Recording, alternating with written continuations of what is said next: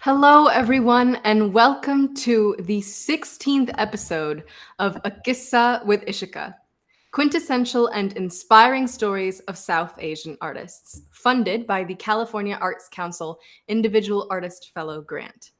My name is Ishika Muchal, and I am coming to you from the land of the Tongva people, also known as Los Angeles, California. I am beyond thrilled to introduce to you my guest today, Ramita Ravi, a professional dancer, choreographer, educator, entrepreneur, and consultant. She is the first South Asian to be featured on So You Think You Can Dance. Ramita has choreographed for the Lincoln Center, Raveena, KSHMR, Buzzfeed, and Spotify. She has taught at Broadway Dance Center, Columbia, Pittsburgh Cultural Trust, and Alvin Ailey. She serves as a dance faculty with Groove Dance, Headliners, and Imagine Dance Challenge. She has numerous film and theater credits to her name as well, including the feature film Spinning Gold, John Oliver, TNT, Viceland, the Hermès New York Fashion Week, I hope I'm saying that right, Mystic India, the world tour, and recently the world premiere of the musical Bhangin It, where I had the honor of meeting her. In addition to her practice as a performer, she works as a consultant in the areas of UX design, product strategy, marketing, and program/portfolio management. She is the co-founder and co-CEO of Artswrk, which is a professional network for artists and creatives, and she also founded Project Convergence, a dance company incubated at the American Tap Dance Foundation. I am so honored to welcome Ramita Ravi. Hi, thank you so much. Hello. Thank you so much for joining me today. Thanks for having me. I'm so excited. Of course. Okay, let's start off with some questions about your earliest years. Like how did you get into dance? What drew you to it, and what made you decide to pursue it as a career? Yeah, okay, my earliest years. So I was just talking to my mom about this recently. I really wanted to be a gymnast when I was young, and I started gymnastics lessons, but they opened uh, acrobatics and ballet, like a dance studio by my house 5 minutes away, and they had acro and they had ballet and other things. And so my mom was like, this is much easier than like driving you an hour to gymnastics. So she put me in dance at this studio, and I started with acro, then I added ballet, then tap, then jazz, and next thing I knew, I was competing and going to competitions for the rest of my life. The rest is Yeah. history. My mom was like, oh my gosh, I had no idea what I was getting into. But yeah, so I started when I was 5. And then I also did Bharatanatyam on the weekend. So my aunt was my guru, and I learned Bharatanatyam I started around the same age. And then yeah, I don't know. I mean, I'm sure we'll talk more about it, but I didn't know that I wanted to be a professional dancer. I kind of knew I wanted to keep it in my life, but I really like focused a lot on school. I went to UPenn Mhm. for college and wanted to be a dance major, but Penn didn't end up having a dance major, so I studied health and business. And then I guess through college, through a bunch of different things, which I'm sure we'll chat about more, I found my way back to wanting to do this professionally. So yeah. Yeah, and speaking of Bharatanatyam and like you have like this plethora of dance experience and training, but also a very commercial dance experience in the US. So how did your Indian dance training play into um, like your performances or your gigs that you had in this, I guess, in this entertainment industry here? Yeah, so I guess it all kind of ties together. So both of them were really Indian dance and Western dance were really important in my life, and I think that doing both was I as cliche as it sounds, I really did figure out my identity a lot through not only the dancing, but just the communities that I was around. For American dance, and I always call it Indian and American dance, which is so Yeah. funny. But anyway, for dance at my dance studio, I grew up in Murraysville, Pennsylvania, which might sound familiar from the show Dance Moms. So if you've ever heard of that show, that's truly like I grew up with like some of those dancers, and that is like the competitive nature of the world that I was in. So it wasn't very diverse. I was maybe one of a few people of color at my dance studio, and then definitely the only South Asian. And in that dance competition world, I almost never, I think maybe once or twice ever in my entire like 12 years doing it, did I see another South Asian person. And so that world, I was like, you know, one of few, and it was a completely different like world for me and for my family to be in. And then with Bharatanatyam, it was like something that all of my family friends did, and that is, we did it at our temple, and that's how like I met other Indian kids that were similar to me, and a lot of my family friends. And again, it was something that was part of my family. It was you know, something that was really close to home. And so I learned a lot about like culture and tradition, and that became a really big part of my life. So when I got to college, they were always very, very separate though. Like I just didn't feel like the worlds could intersect that much. Like I remember I would go from like a photo shoot for my dance studio to Bharatanatyam class, and I would like change in the bathroom and like wipe my whole off of makeup so I, you know, didn't feel embarrassed, or like they were just really separate worlds for some reason. And then when I went to college, somehow the dance company I joined, it was a contemporary dance company. They like happened to collaborate with a lot of Indian, like an Indian a cappella team, and then Indian dance groups, and then I was also in a Bharatanatyam on a Bharatanatyam team in college. And so all of a sudden, like all of my friends knew each other, and it like there wasn't separation anymore. And I kind of like, I think, came into myself a little more. And I guess also as I was growing up, I did play around with the styles of like Bharatanatyam and ballet and contemporary. They have some similarities that I think they were just a vocabulary that I used to express and communicate. So I would play all the time with you know, combining the styles.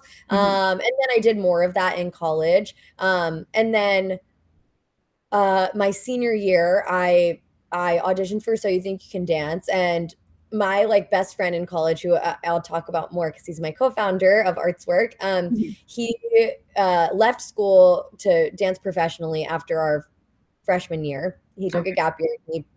And he danced, and I was like, what? Like, wait, maybe I want to do this as a career too. Like that sounds really awesome. I just never had really thought about it. It's not something that like I saw, you know, represent or saw people do. And anyway, so him doing that, and then he came back to school to finish it out, and he's a dancer now as well. But him doing that really inspired me. And then he encouraged me my senior year to audition for So You Think You Can Dance.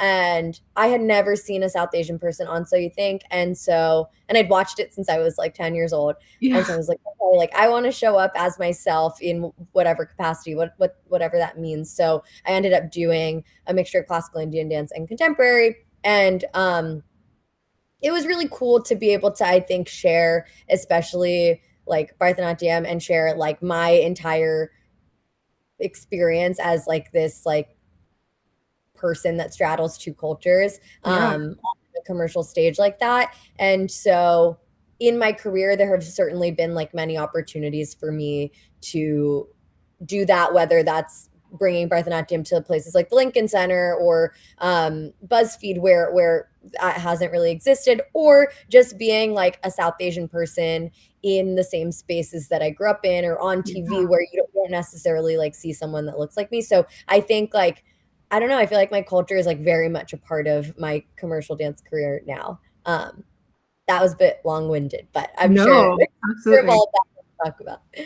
Yeah, and I think that one of the common themes that I've really sensed for all of the artists that I've talked to who grew up here is this feeling of being the only familiar face in the room where you're practicing your art, and the way that you've merged your two art forms, I guess, into one art form, into your identity is really powerful.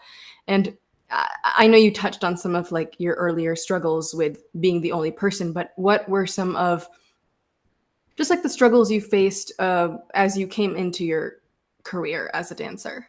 Yeah, yeah. Oh my gosh. So I feel like I never really get to talk about this. It's really interesting to be an Indian person who is a professional dancer because there are tons of Indian people that dance. Like, obviously, dance is such a big part of our culture, but being in that competition world, being in honestly any Western dance world, it's so, like I said, it was a complete opposite. It's so Right. few and far between that you see another South Asian person. So when I moved to New York, there was no one. I to this day have maybe gone to one audition with another South Asian person, like Oh, in wow. my career. Literally, like every theater audition I've auditioned for, it's funny because the audition stories you can't really share or talk about that often, or like it's not something that comes up as much, but Right. like I've made it to the end of like Mean Girls and Cats and Charlie and the Chocolate Factory, all these like big Broadway shows where Mhm. honestly it makes me proud to even like make it to that last stage of it, knowing that there has not been a single person that looks like me. I just auditioned for Radio City, um, the Radio City Christmas Spectacular, and I'm still waiting to hear back. But if I were to get it, I think it'd be the first South Asian person to be in it ever. Like, I Wow. don't think there's ever been another South Asian person in it. And in that audition, it was 800 girls. And I made it down to like, there's probably 20 of us and only 5 people of color. It was like me, an East Asian girl, 2 Black girls, and a Latina girl. Like, Wow. truly, it's really, really not that diverse of a Yeah. space. And I don't know. For me, like those auditions, like I just wish people could see what they are like and see kind of like you really have to hold your own like that. Those are the Mhm. moments that honestly make me feel the proudest. Like, obviously, like successes and very visible milestones are another thing, but like those moments where I'm like, holy crap, being able to like Yeah. say that you made it, even if you didn't get the job, but that you like as a person of color, like were able to make it through that space and be respected and valued just for your art, like is like pretty amazing. Mhm. And also sometimes it's hard. Like I in for the Cats audition, I was supposed to be like a cat that is like completely dressed in white and like paints their face white every night. And like for Charlie and the Chocolate Factory, I would have had to cover Veruca Salt, which is like a blonde girl. And Mhm. it's just these characters that I'm not saying it's like not possible for that to have happened, but it's a little bit more of a stretch for like me to be in that. So I don't know. Right. It's just interesting. But yeah, those stories, those milestones have been like some of the most rewarding parts of my career. Or the times that I think I like look at myself and I'm like, whoa, I didn't think I could do that, if that makes Yeah. sense. Um, but yeah, it's something I don't really get to talk about very much. So thank you for asking. Yeah, of course. I mean, we have to acknowledge how lonely that can feel to just be the only person that looks like you in the room and just validate all your experiences of even getting to those positions. That's amazing. And this video is our manifestation that you're gonna Yeah. get. Yeah. I, Yeah. I think the cool thing is that while there aren't that many, the people that I have met that do look like me and that like we do share commonalities, I hold them like so close to home. Like Mhm. there are, I think, like maybe 5 or 6 South Asian people that are signed with like the one of the like 3 big dance agencies. Mhm. And we all are like besties. Like Yeah. truly, if any of them book anything, I'm like it makes me Yeah. emotional. I'm like it's a win for all of us. And I think Yeah. similarly, like I've met more and more actors and singers, and Banging It like connected me with so many people that I was like I love all of you so much because like, it's cool to be able to relate to people, especially in a space that can feel so lonely. So yeah, Yeah. I think hopefully it's getting better, and like we just all have to like look out for each other so that it can continue getting better. 100%. Yeah, and speaking of Bangin' It, how was that experience like? And, I obviously saw it, but for those of the people in the audience who might be watching who have not seen it, can you give, like, a brief description of what the show was about? Yeah.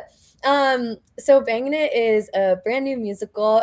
We were at La Jolla Playhouse, but they've been working on it for years. And I think that something that I really learned is how long it takes to create a musical. They've been working on the script, I think, for almost 8 years, and there was a whole pandemic in the middle. And it's like, it's crazy because you see this like final product and you don't even think about like the years and the iterations and all the time that goes into it. So I just want to acknowledge that because it's pretty remarkable to think about like how much like dedication and time has gone into this piece. But yeah, I joined Bangin' It in October, and we did a workshop in New York City, and then we moved to La Jolla in January, and we were there until the end of April. And it was really cool. Like it was the first time I've worked on a new musical, which was a totally different experience because everything's malleable. So there were changes. Like I think the script changed probably 10 times, if not more, like from even day one of La Jolla to the end. And I know for the next iteration it'll change again, and it'll change again. So the script changed, there were song changes, there were choreography changes, there were staging changes, and it's cool because we just got to see everything piece by piece like come to life and be put together. And then I was one of the dance captains for the show, and so that was an additionally cool experience because for a new musical, one, it's like it's an evolving piece, and two, for this one specifically, people needed to know how to sing and act but also dance in like 5 different styles, Right. and so being able to like have everyone feel comfortable in that and have it look authentic and have it be energized and clean, and like all of that is a big endeavor. So that's a lot of what I did as dance captain. And then the other thing you do as dance captain is maintain the show once the creative team leaves. So after opening night of the musical, the creative team went back home. It was just like the choreographers, the directors.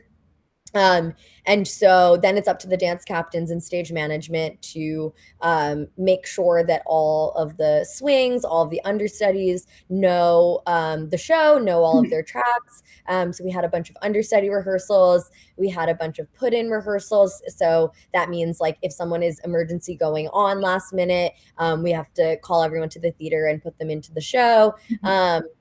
So there is a lot of like behind the scenes work that goes on to make a show like this come to life. So I learned a lot. There was definitely like so much that I think was like really cool, especially about a new musical. And I think the final thing I'll say is that I just really, really like loved the people I was working with, and I just recently moved back to New York, and they are the only people I hang out with. Like I truly made some really good friends, and I think that I just admire all of them as artists, and admire the careers that everyone has created. And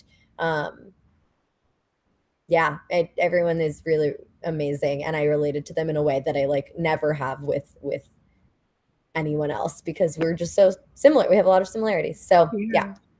Yeah, and that musical, just watching it was like a feat for representation, I think, because it's so rare to find musicals. I mean, we're working our way in with like TV shows and movies, but on stage, it's still so rare.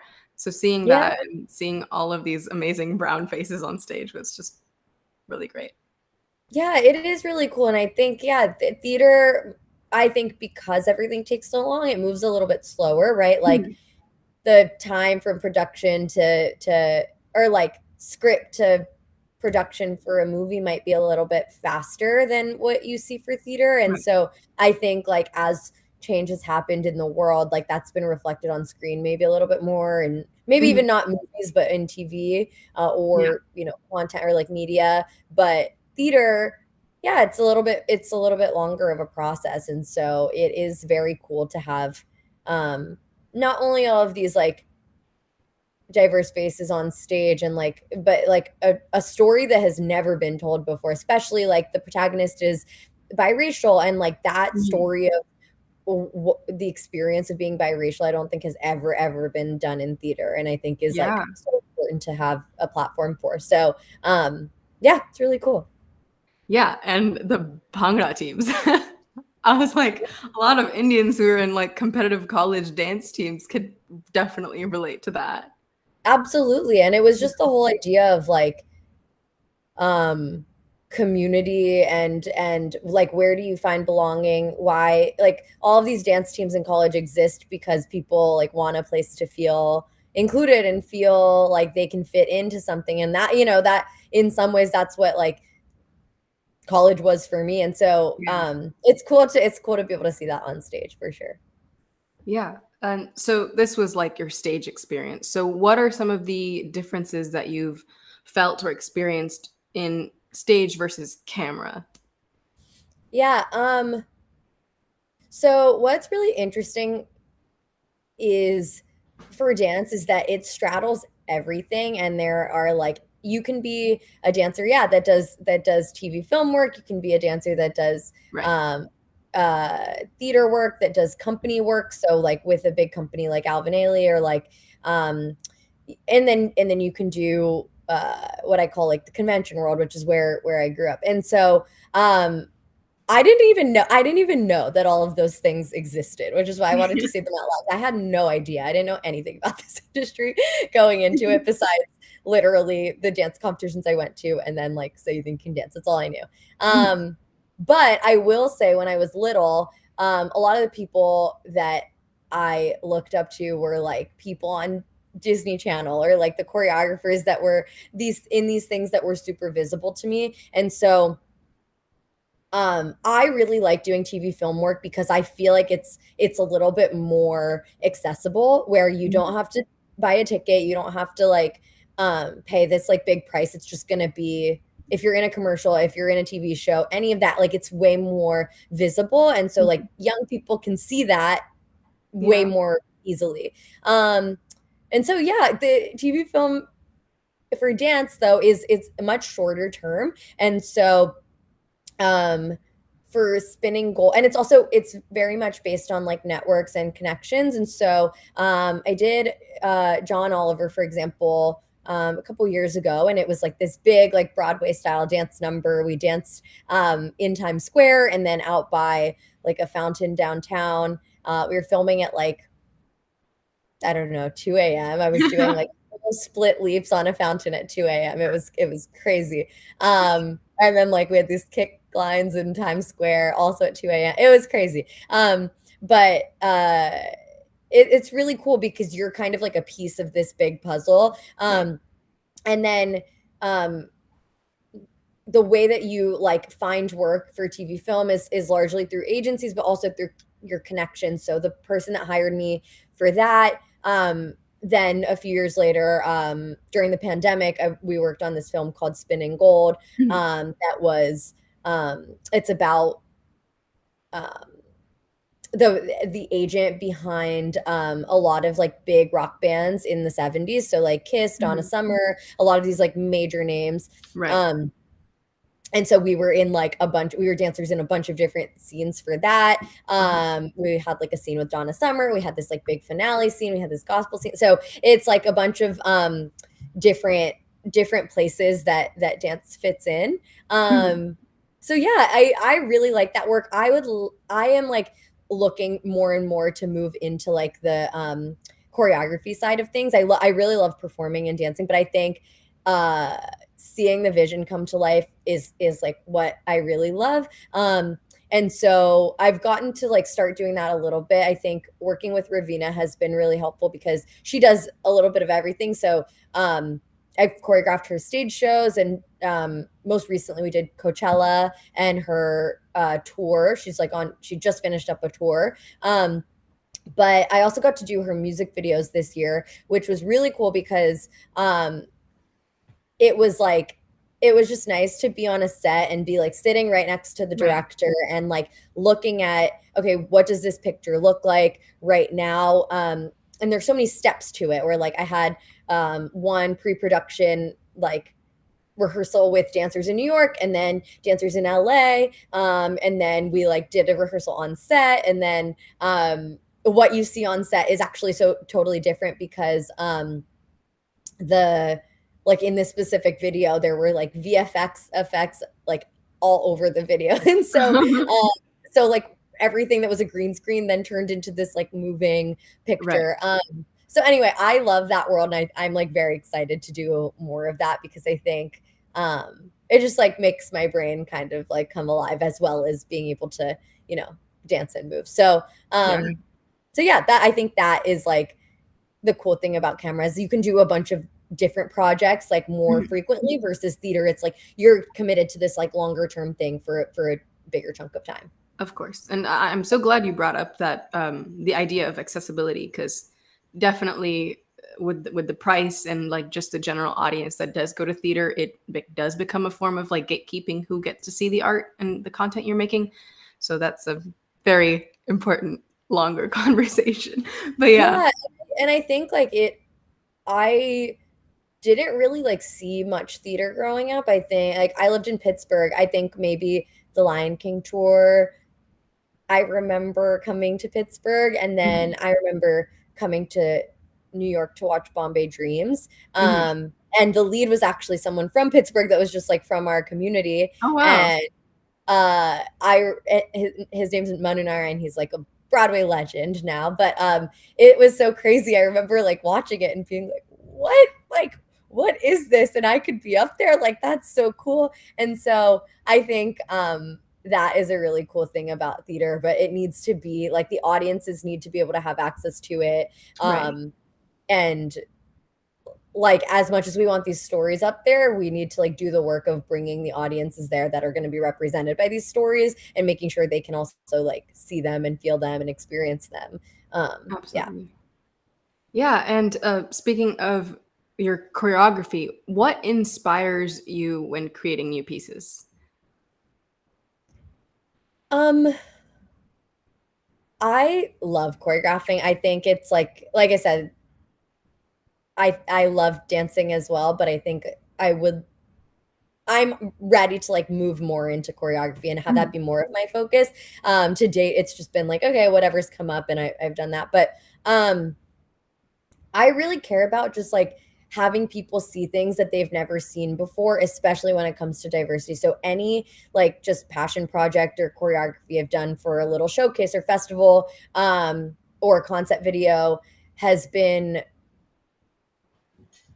something that you've seen before, but with the twist. So for example, I did this piece called Beautiful People. It's like the Ed Sheeran song, but it was a cover of it.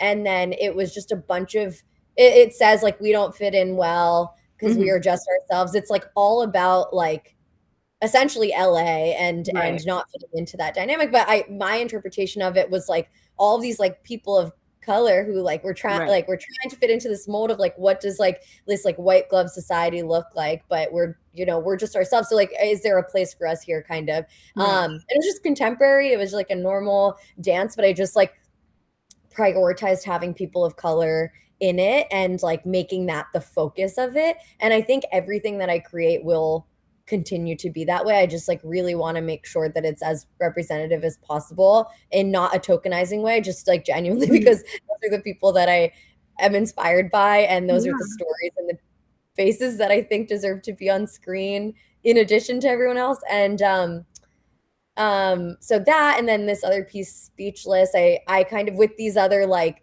very few South Asian people who I see in this industry, I wanted to create a piece that was like, we've all been told so many times that we look like Princess Jasmine. Like, I can't even tell you how many times people are like, oh my God, you're giving me like such Jasmine vibes. It's like, okay, got it. But anyway, so we kind of flipped that on its head and did a contemporary piece to Speechless from the Aladdin movie, which is like Jasmine's big number. And and it was just like 4 South Asian women like on screen that you don't really get to see. And I don't know, I haven't like done a passion project like that for a while, but I'm choreographing some stuff this summer for competitions and conventions. And I think all of it, I want it to be, right now I'm working on something that's like Bridgerton themed. And I think it's just going to be like a big Bridgerton number. For this one, I don't know who will be in the room. It's for like a competition, but I think it will be something like that. That's just very visual. And then I have some ideas of like, I would really love to see, there are all these like traditional love stories and love songs that you see, but you never see it with like brown people. And like, what would that look like on screen? And so I things like that is like what I Yeah. want to play with moving forward. Yeah, absolutely. And the fact that you have that power and you're using it to lift up voices and I guess faces and just like people and stories that are not getting to seen is really powerful. So thank you for that. Um, Oh, that's sweet. yeah. And talking about like the people that you want to work with, what do you look for in a collaborator? That's a great question. It's I think it's literally just people who are like-minded. And I feel very like different from a lot of people. I think that's been something that I've definitely struggled with as an artist is that or just as a person, especially since graduating, where I'm doing a different career than like a lot of my, friends from Penn. Um, Mhm. I'm doing a different career from like a lot of South Asian people. And then with other artists, like I'm also pretty different from them just in terms of like how I was raised, like my culture, my values, my background. Like there are so many things about me that are really different from um the people that I work with. And so um I think when I find someone that is like-minded, uh I immediately gravitate towards them, and Mhm. I just like I was saying before, I just really wanna support them, and I feel like it's just like this magnet of we Yeah. kind of just end Mhm. up working together, and, Nick was definitely one of those people in college where I think that yeah, we went to just like a very like high achieving school where, um, not everyone like very few people go into the arts as a career, and I think him doing that was something that I was like, "Wow, that this is super cool," and I think that and him doing that, and he also, like, has this business side to him. I also he, like, created a major that was commercial dance management, and then I studied health and business, and, like, just that business side also really, like, connected us. So that's why I think he's been such a strong, like, collaborator all of these years. And then Vikas, I think, is the other one who I started Project Convergence with, where he and I are just, like, super similar. We're the same age. Like he went to Columbia and then left that to like be a dancer, but then also is like an engineer on the side. And we just like immediately had so much to connect on that Right. like really magnetized us to each other, just because of our experiences. So I think like with collaborators, it's truly just like people that I connect with and that feel like we share some type of life experience, if that makes sense. Absolutely. And you co-founded Artswrk and Project Convergence with the two people you mentioned, correct? Yeah. Yeah. Can you talk about those organizations and what was your impetus behind starting those? Yeah. So I'll start with Convergence. I'm not as involved anymore, unfortunately, just due to time. But I'm still like on the board of the organization. But Vikas and I, honestly, we just uh like I said, we just met each other, and he had also done So You Think You Can Dance, and he's an amazing, amazing tap dancer, like incredible. And Mhm. we just kind of like met, had so much in common. We were like, oh, it'd be really cool to like play with contemporary, to play with like tap and Bharatanatyam. And then so we started just doing that and messing around. And then we were like, let's make a video. Yeah. And we did that with a group of dancers. And then it was like this one video that went kind of viral and we really liked it. And we were like, okay, maybe we should make more. Yeah. And it just started like that. And then he worked with a lot of tap companies that in New York, the American Tap Dance Foundation is like the home of like so many of the tap legends, that like every tap legend essentially was like had a home and like had a company that was incubated there. And so Mhm. um he had an opportunity, I guess the founder like saw some of our videos and was like, would you want to do this and like have a artist in residence like slot here, which is like a big honor. And Right. so we were like, yeah, like I guess we'll do Yeah. it. And so we just started a company. And I think neither of us really knew what that looked like at the time. And also it's a very tricky thing to have a company with like two totally different like cultures and groups of people, in the sense of like, I had all these like Bharatanatyam dancers who weren't full-time dancers, and so like their schedules, even like the base thing of like they were busy in the mornings but free at night, and the other group was free like in the mornings but not in the evening. So it was like really so fascinating, and like all of these different challenges came up with just like, oh, this is the difficulty of kind of like merging two experiences or cultures. But anyway, we kind of like slowed down during the pandemic, and then I then started working on Artswrk during the pandemic. And I think Artswrk, or I guess the last thing I'll say about Convergence, the really cool thing is that we got to bring Bharatanatyam and tap and this like intersection of cultures to a lot of different venues that I'm very, very proud of. And like I said, one was the Lincoln Center. One was Capizio, which might not mean much to people who aren't familiar with it, but it's this massive dance brand. It's been around since like the early 1900s. And it's the first time we had a Holi celebration there. We had a Diwali celebration. It's the first time they've ever done anything that wasn't like a traditional American holiday. And it was just cool. They like opened up their store to us. We had like all these South Asian people coming in for the first time. And like that felt very monumental. We performed at Buzzfeed's Diwali event. We went to a bunch of different like places around the country to do performances. So it was just cool. It was like cool to bring Indian dance to all of these different places, and also have like our dancers like understand what the tap world is like and understand what the American dance world is like. So yeah, Convergence was really cool. And like I'm so proud of like what it has turned into. And then Artswrk is kind of like my baby now. So Nick and I think since college always wanted to do something in the arts. What drew me to being a professional dancer, honestly, was in college I got to see the business side of dance a lot. So I was the chair of a dance company called Arts House Dance Company, and then I ran the Dance Arts Council, which is essentially like all the we had 52 performing arts groups. So I was on the board that oversaw that, and then oversaw specifically the dance groups, and that meant like booking their show space, providing budgets to every group, allocating like their schedule and rehearsal space. Like, so it was a lot of just actual like business work for how all of these different companies at school ran. And I was like, wait, this is awesome. There's so much like more that goes into art than just like the art itself.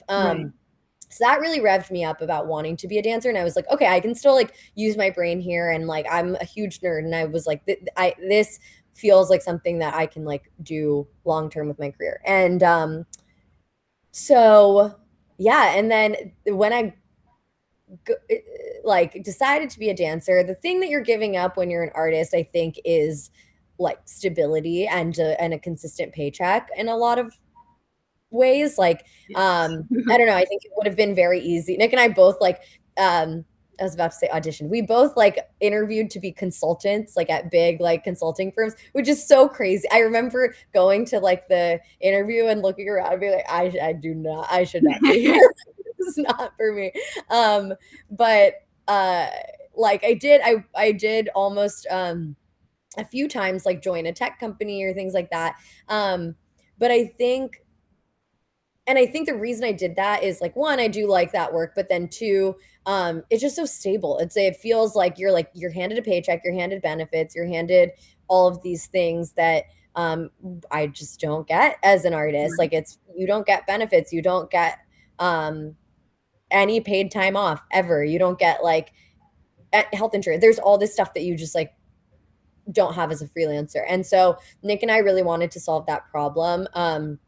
And eliminate this idea of like starving artist, because there is a way to be like financially secure and financially stable. And I think it's something that we both hacked together in our careers.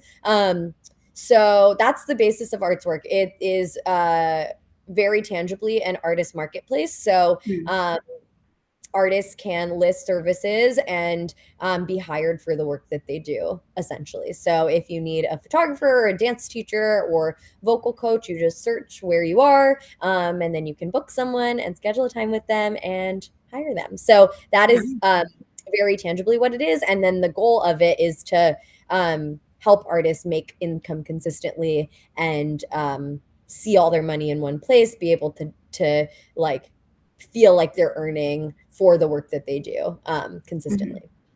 That's amazing. Just even creating that platform as a form of like networking and accessing other fellow artists and accessing people who are really good at their trade and lifting them up. So that's really amazing.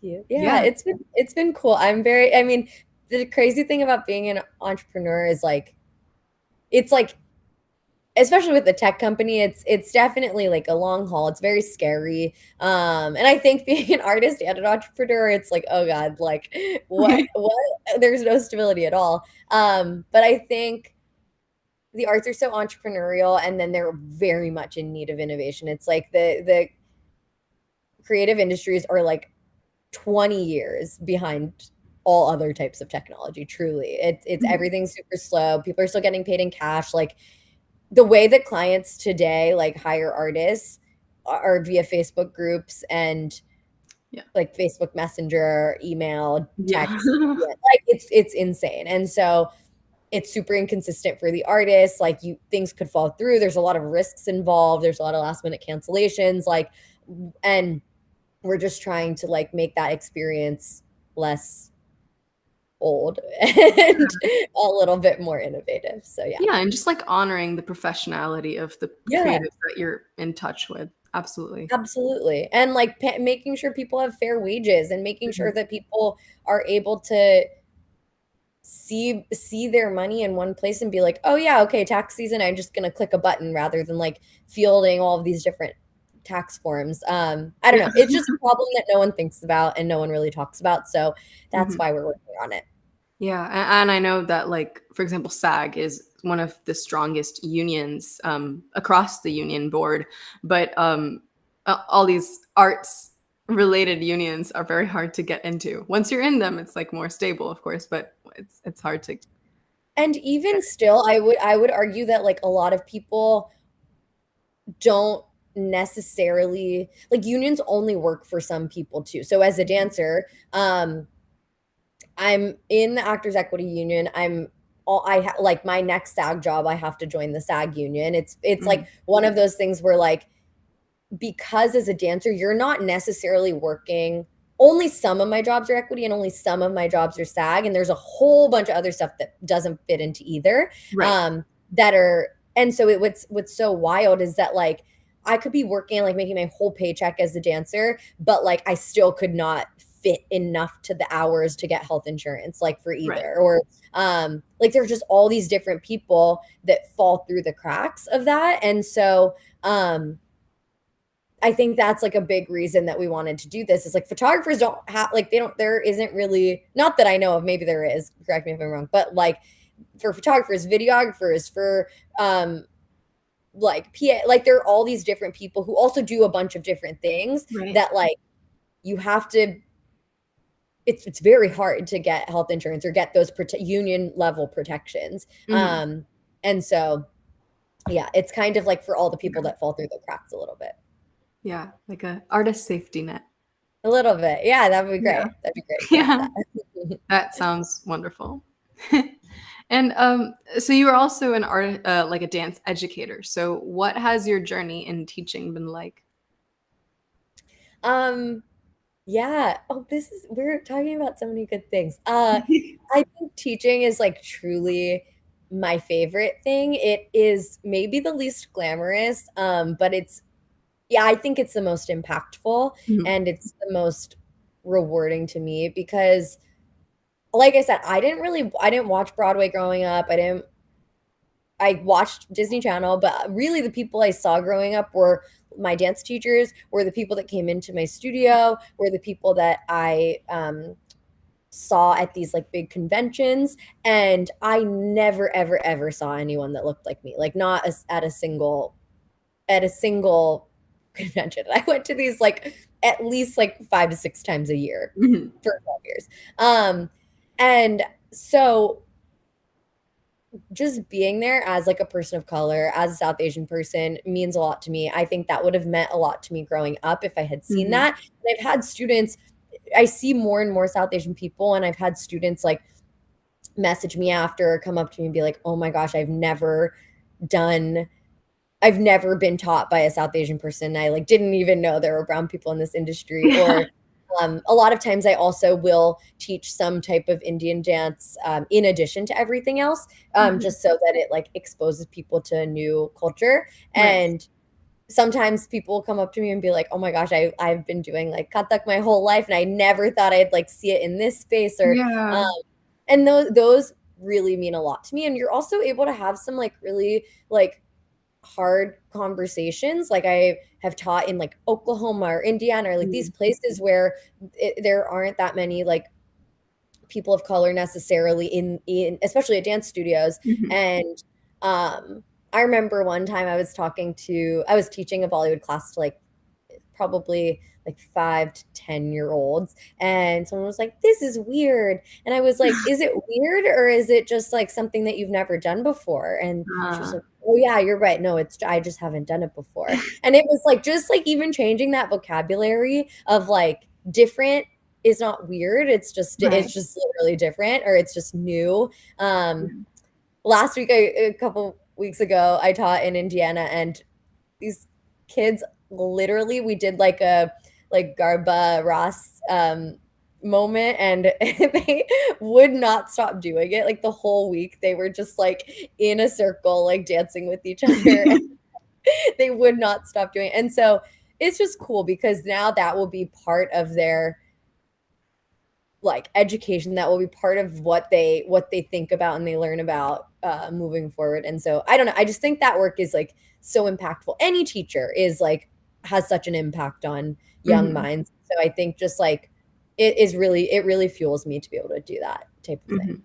And I think what you're saying with the two experiences that you're talking about is really empowering because not only as a like a South Asian dancer are you exposing non-South Asians to Indian dance forms, you're also showing South Asian, like young South Asian dancers that they can be in the dance world successfully like you are and not just in like an Indian classical dance form.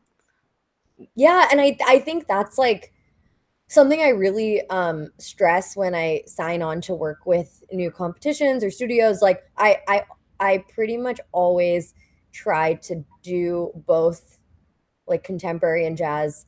And in addition, like if I do Indian dance, I always try to do something that they relate to as well. And not because I want to like be relatable, but just so that they can know that like this isn't all we do. Is like Yeah, we're not yeah, just our culture, right? Like we can exist and be successful in the same spaces that they are, and right. like be as I don't know, it's one thing to just be seen as like your culture, but it's another thing to be like, I am my culture and also I am all of these other things. And I think Right. that is just really important to me because it's really easy to get tokenized. It's really easy to be Mhm. otherized, or be like, oh, you only got this because of XYZ or because of your culture, or because whatever. But that's not what it is. It's elevating all of the styles to the same playing field. World dance is just as important as everything Mhm. else. Um, and it's also very impactful to see someone that,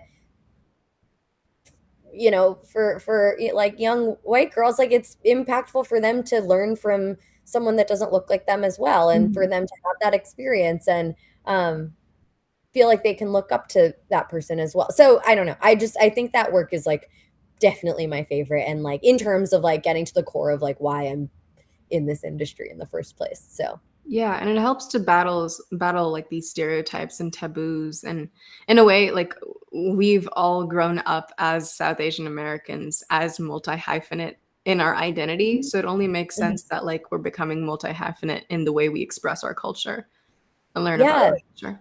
Yeah. absolutely. Yeah, Speaking of younger artists, what is some of the advice that you would have for aspiring artists and creatives, especially those who are South Asian? One of the biggest things that I'm very passionate about is financial stability. I think that a lot of like people of color don't go into this industry because it is scary and it's not necessarily like you're handed a paycheck. And so I really emphasize that.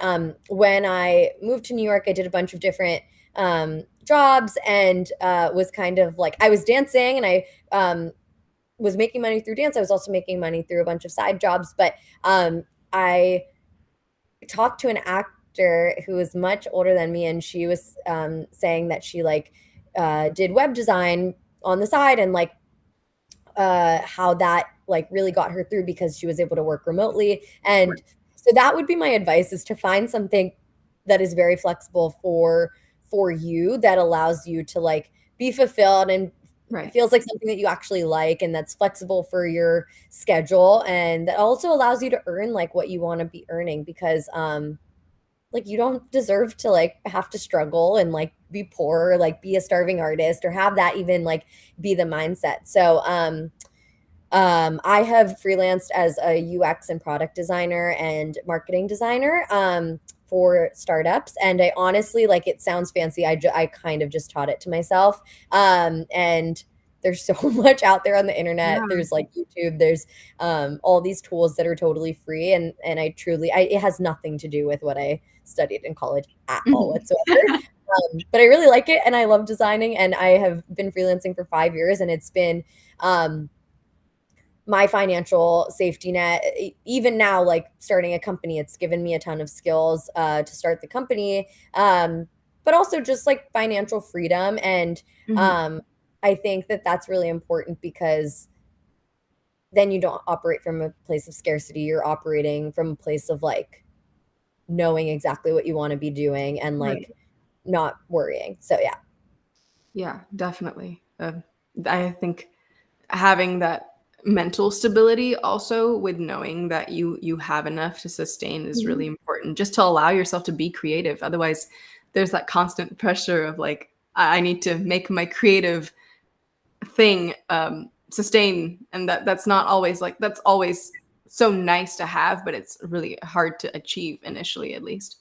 So, Yeah, and I think it's one of those things where you can also get stuck in a lot of negative situations or get stuck doing things that actually don't fuel you, right. and or are toxic. Like there are pure, like straight up toxic environments that I've been in that I'm like, okay, I actually don't need to be in this environment because Yeah. I have money outside of this. So I think it's like truly for the benefit of the artist, especially as a person of color, to Mhm. not put yourself through toxic environments or abuse and like and be able to have financial stability so that you can make those decisions for yourself. Mhm.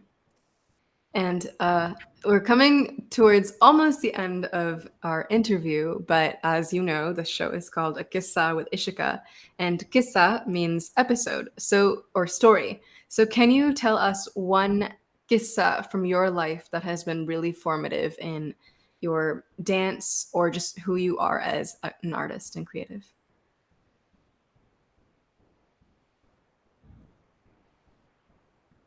Story.